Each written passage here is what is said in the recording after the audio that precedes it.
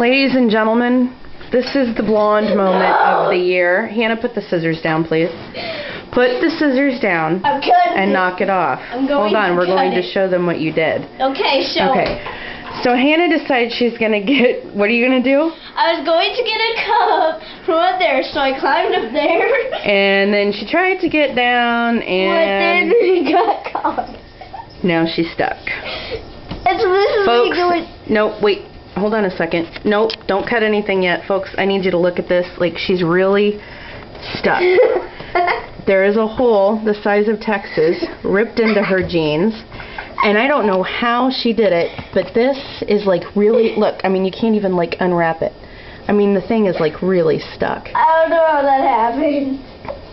Hannah, I have no clue how you did it. I didn't even hook it on there. Obviously you hooked it on here. It ripped a hole in the jeans and it's wrapped around it like... Hannah, really? Seriously? I can't believe you did that.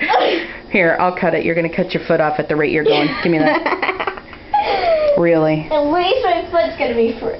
Well, now we know how to keep her still when we don't want her to move around.